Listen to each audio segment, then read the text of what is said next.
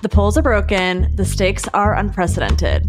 I'm Glynis Mahar. I'm Brian Derrick. And the vibes this week. Breaking news out of the nation's capital. The D.C. Circuit Court of Appeals has ruled former President Donald Trump is not immune from the criminal case involving his efforts to overturn the 2020 presidential election. And the details on the bipartisan border deal hashed out in the Senate are out. And the political showdown has been unhinged. Congress doesn't have to do anything to secure our southern border. Why would I help Joe Biden? We'll also give you an update on the presidential nomination contests in South Carolina and Nevada, a quick stop in our group chat, and we'll send you off with a good vibe. Let's get into it. Breaking news. Breaking news. The vibes this week are breaking news as of today. The vibes this week are breaking, literally. We just got some news in about Donald Trump. What did we find out, Glynis? Well, we found out the federal appeals court rules that Donald Trump does not, I repeat, does not have presidential immunity in his election case, which is major. Yeah, it is big news. This is a really big deal. So this is a major update in one of the two ongoing federal criminal cases against Trump. One is about Mar-a-Lago. One is about him trying to stay in power after he lost his reelection. And this is about the election interference one. And so correct. 3-judge panel in the U.S. Court of Appeals for the District of Columbia, so the D.C. court, all agreed unanimously that President Trump did not have immunity and does not have immunity in doing the illegal, unconstitutional things that he did to try to stay in power. Try to steal the election. It was a 57-page opinion, and they wrote, this is a quote that's sticking with me. For the purpose of this criminal case, former President Trump has become Citizen Trump with all of the defenses of any other criminal defendant. Get her, Jade. That is a legal smackdown. Yes. That's what it sounds like to be backhanded by the court. And they continue, Brian. But any executive immunity that may have protected him while he served as president no longer protects him against this prosecution. Boom. And so basically what they're saying is he absolutely can be charged with crimes that he committed, that he is not immune in the way that his defense had claimed he was. If you remember, we talked about this on the podcast a couple of weeks ago when his lawyers claimed that the president could order a SEAL team to assassinate a political opponent and he still could not be charged with a crime. So that's right. They were taking this like super extreme view of immunity and basically saying because the Senate did not convict him after he was impeached the second time, that they can't charge him with anything. And the court is saying, heck no, you do not have immunity and jail. Straight to jail. Not literally. The court has made it completely clear the law applies equally to everyone. So whether you're the former president or not, you're a citizen and you're going to be held to the court of law. So more to come there. And just a note to all the listeners, there are many, many, many, many cases in which Donald Trump is involved. It's overwhelming, but we'll be keeping you posted here as things develop on all of his cases. Many. But really the ones that matter. Yeah, absolutely. And we should always remind people we are not lawyers. I did talk to a lawyer just to get the skinny on like what was really in. You got the tea from a lawyer. You're not a lawyer, but you got the tea. I have lawyers in like different areas on speed dial. Like when the Supreme Court does something crazy, there's somebody that I call. When something happens in like a criminal situation, there's somebody that I call. And so, yeah, I do just want to reiterate that the word that was used to me to describe this opinion was like eviscerated. This court eviscerated the Trump team and their claims of immunity. And I think went out of their way, according to my sources, went out of their way to cite Supreme Court justices at previous decisions in this opinion. So in this 57-page ruling that we just got, they cited Kavanaugh and Gorsuch. And so they're saying, like, according to you guys, what you guys have said is that when it comes to executive authority and the powers of the office, that these people are not kings, that these people do not have superpowers, and that they cannot break the law or violate the Constitution in order to do things like try and stay in power. That's right. They said, I'm going to quote them one more time because I do really, really love this opinion. Presidential immunity against federal indictment would mean that, as to the president, the Congress could not legislate, the executive could not prosecute, and the judiciary could not review. So if they ruled in any other way, this would completely dismantle democracy as we know it. Totally. So what happens next? Well, Trump is what? He plans to ask the Court of Appeals to appeal. Right.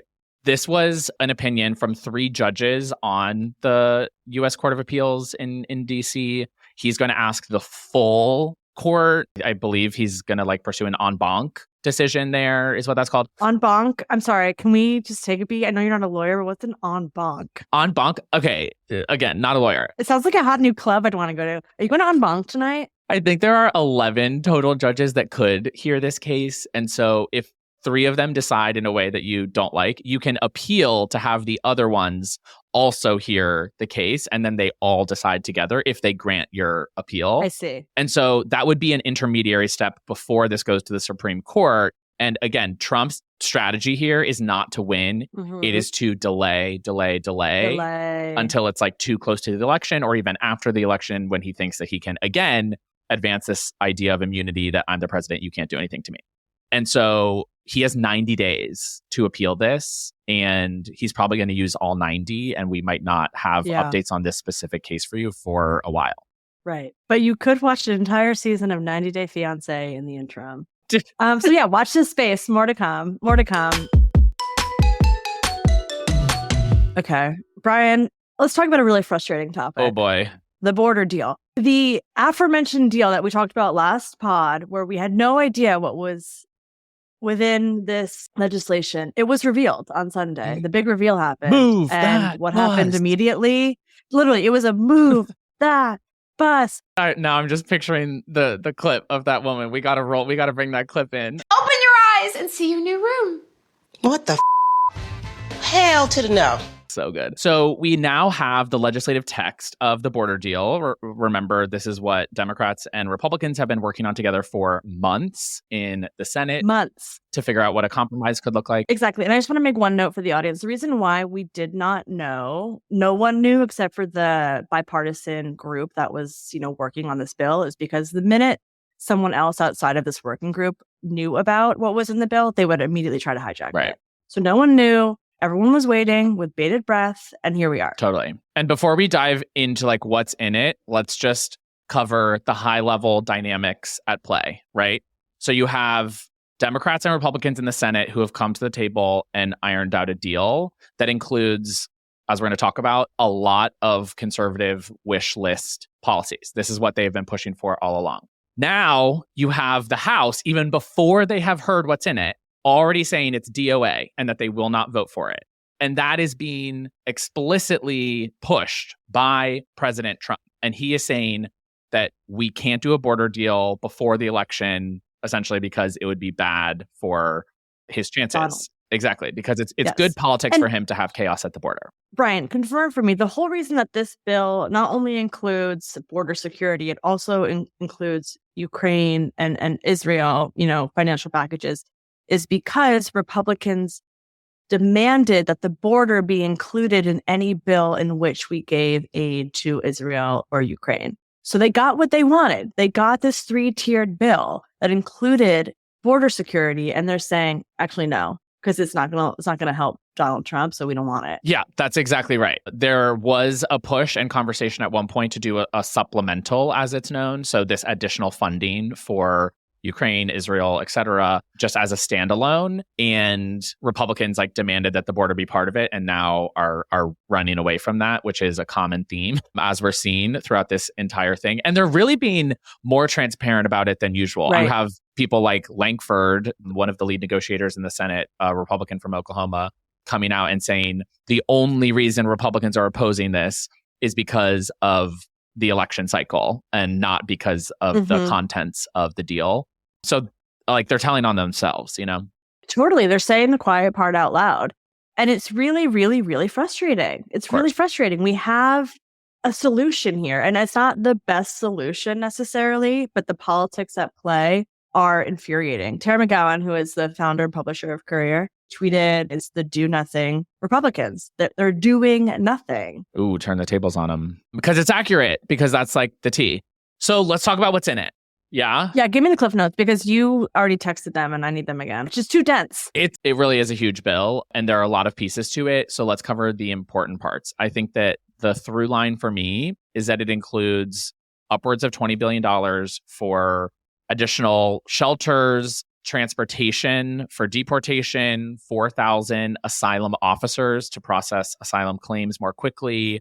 It includes more border agents and more funding for anti-fentanyl trafficking efforts. There are also some policy changes in it. One thing that's getting a lot of the attention is like what we're going to call a border fail-safe.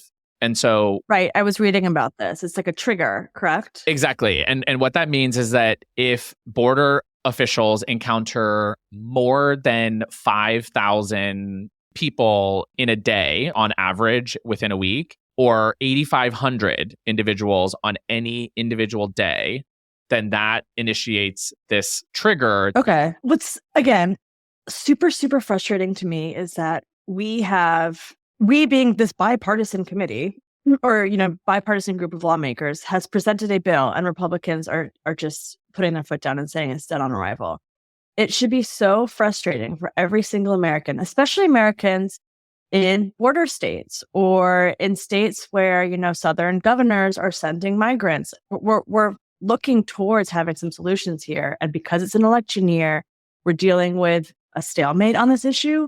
Do your job. Totally. Yeah. And it's easy to get sort of bogged down in the intricacies of it. And that's their job, right? Is to figure out exactly how to write this bill to make it as effective as possible. But the baseline is we're seeing huge numbers of people present themselves mostly with like asylum claims at the border. And we don't have the infrastructure, the funding, the people, the system in place to process those claims. And so what this bill is pushing towards is putting a system in place that can actually on the merits assess who has a valid asylum claim and will be let into the United States and granted work authorization so that they can support themselves and any family that they might be with if they meet the criteria for an asylum claim. And if they do not, then it does not grant them authorization to remain in the United States and it deports them and it sends them back to where they had traveled from, which of course, I think the other part of this that we're not addressing right now is the legal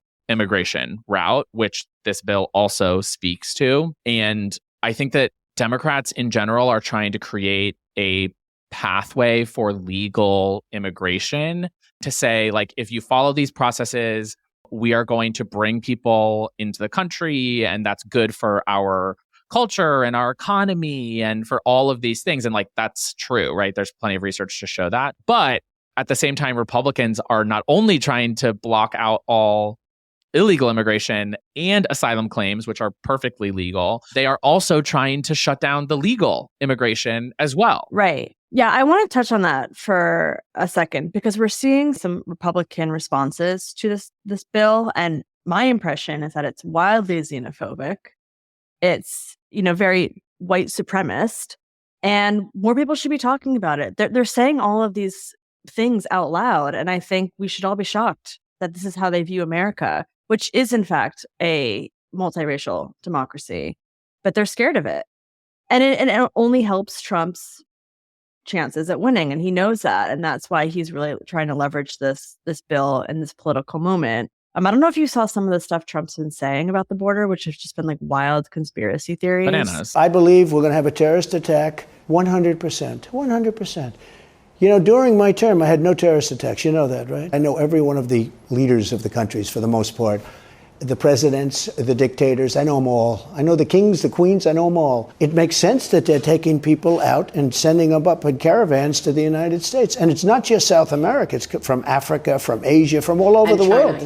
They're sending people, for the most part, that they don't want. And they're putting them into caravans. I know that because they tried it with me, but I turned back the caravans. I had all sorts of bans on people from certain countries. I had bans all over the place. I mean, he is the ban guy. People should know that, right? Whether it was the Muslim ban or the trans ban or his next abortion ban, like he loves to ban stuff. It's just a huge violation of our constitutional rights every time. Totally. When I think of Trump being divisive, I think of how he talks about immigration more than anything else. it's very intentional and it's extremely and unnecessarily inflammatory. When he says things like immigrants are poisoning the blood of our country, he's like directly trying to pull, as you're saying, white supremacists, like far right, alt-right, white nationalist people into his coalition, which is gross for all kinds of reasons.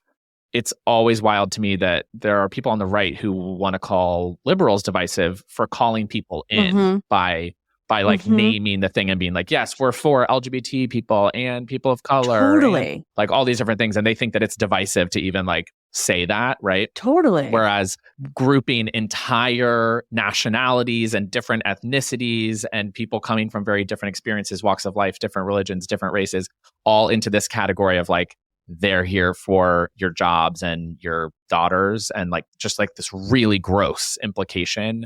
Really gross. Is obviously like as divisive as it gets. Fear-mongering works, and he's doing it, and he's going to keep going for it. And the political circumstances that we're in right now with the border are only fueling his fire and giving him more talking points, and he's going to keep going. Right. And so now he's on to the CCP and trying to mix up his China talking points with his border talking points. I'm told that the Chinese are paying $35,000 a head, $50,000 a head to come to the southern border. They're paying the drug cartels this money. The number of Chinese nationals, and they are military-aged men, you're right, up 1,100% year over year. Are they being directed by the Communist Party to come here? I believe so. Very reminiscent of the PSYOP Fox News segment where they're like, believe so. We have no evidence of this whatsoever, but we're going to state it as a question and then we're going to start talking about it like it's a fact. Totally. It is absolutely unhinged. It really is. He also looks horrible. Not that that matters, but he looks awful. And also he just makes things up all the time. We're seeing that with the deal, you know, people he supported, Republicans he supported. He goes back and says they're awful people for being a part of this border bill. One example of this is Senator Langford. He's a senator from Oklahoma, a well-known conservative senator. Trump endorsed him in 2022 and said that he was super, super strong on the border. So Donald Trump, the receipts on Donald Trump and how he feels about Senator Langford are, love the guy. He's super strong on the border. He's my man. Cut to. Well, just to correct the record, I did not endorse Senator Langford. I didn't do it. He ran, and I did not endorse him. The receipts on a Truth Social post in 2022, September of, Trump said many, many things of like pure love and admiration for Langford. James Langford is strong on the border, tough on crime, and very smart on the economy. It is my great honor to give James Langford my complete and total endorsement. Donald Trump, get out of here. Get out of here. You are full of, you know what? Yes, we do. The National Border Patrol Council president, Brandon Judd, he came out in favor of the bill. The whole union. The whole union. And here's Fox's Steve Doocy, challenging Tom Emmer about the bill. I know a lot of Republicans are against it because Donald Trump is against it. But here's the problem for you guys. The Border Patrol union came out and the acting CBP chief both came out and said it's not perfect, but this is the best thing we've seen in decades. So are Republicans going to say that the Border Patrol union and the acting CBP chief are wrong? Well, look, they can have their perspective, Steve, and we've got a lot of respect. It's their jobs, Tom. Corner them. 100%. Yeah, they're getting taken to task for real. It's indefensible. So to close it out, the Senate is wasting no time in bringing this to a vote. Chuck Schumer has said that today, when you are listening to this podcast, there will be a vote on this bill. So as of the time that we're recording, we are expecting a vote on Wednesday, and we do not know that it will pass the Senate. We do not know how many Republicans will come out in favor of it. Even if it does pass the Senate right now, it looks like the House that's the actual problem. So we'll see if it gets sent over to the House to be honestly sacrificed at the altar of Donald Trump, like a lot of our values and dignity.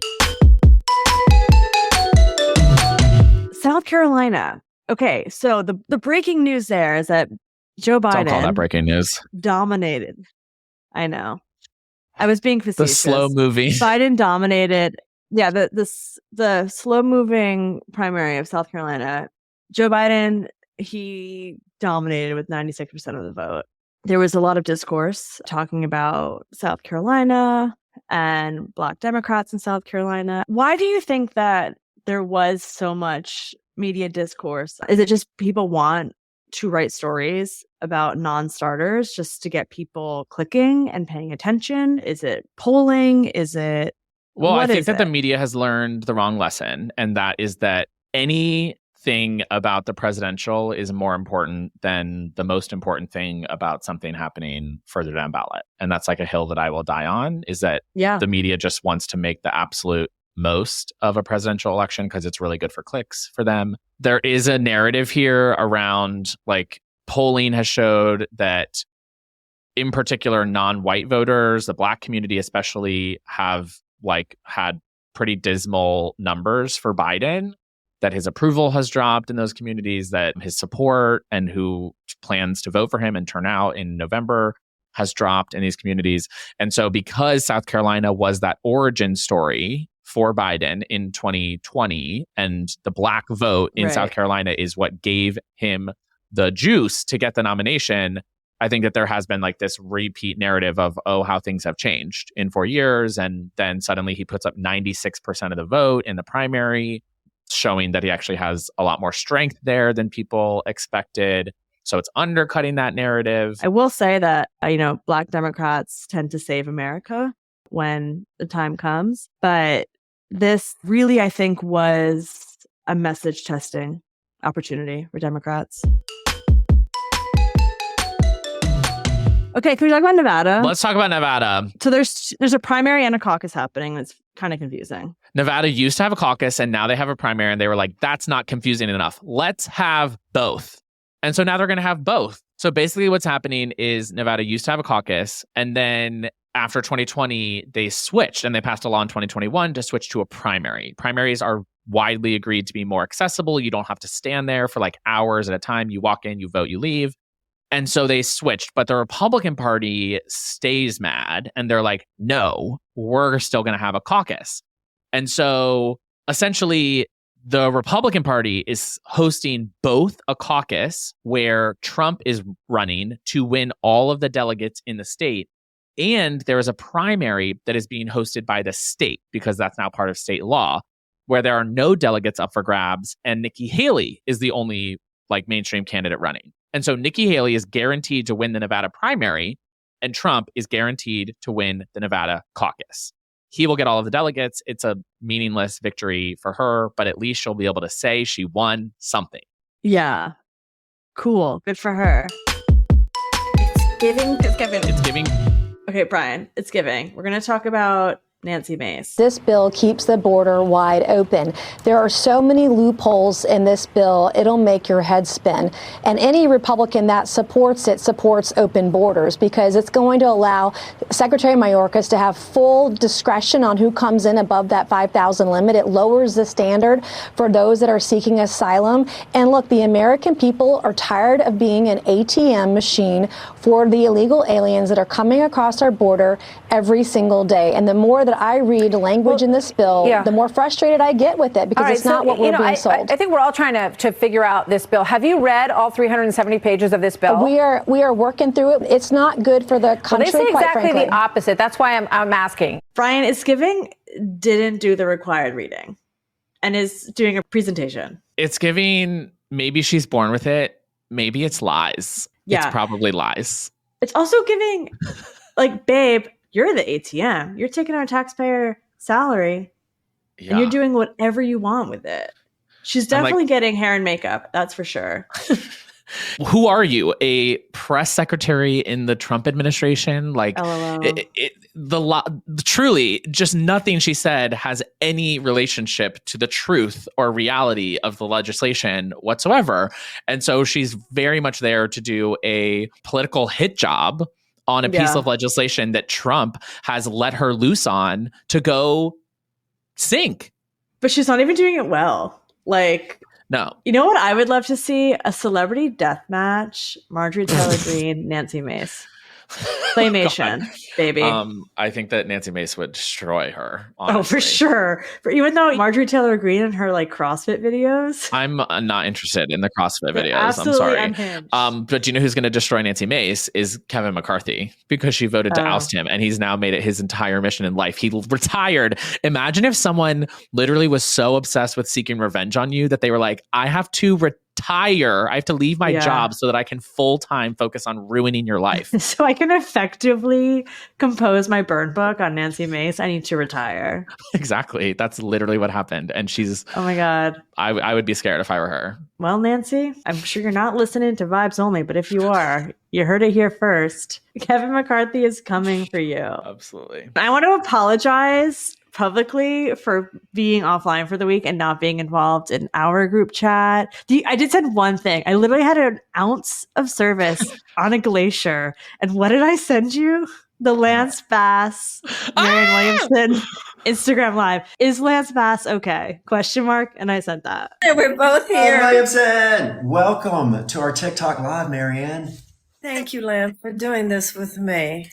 And the answer is absolutely not. So yes, we did have Lance Bass is officially Team Marianne and hosted Instagram Live, TikTok Live, whatever, all the lives with the Marianne Williamson team, which felt very out of left field for me. It did. Me too. And that's why I felt so compelled to touch base with my political touchstones to check on the health and well-being of Lance Bass. Wait, you have to cut this dead air out. I'm looking up. Is Bye Bye Bye an NSYNC song or a Backstreet Boys song?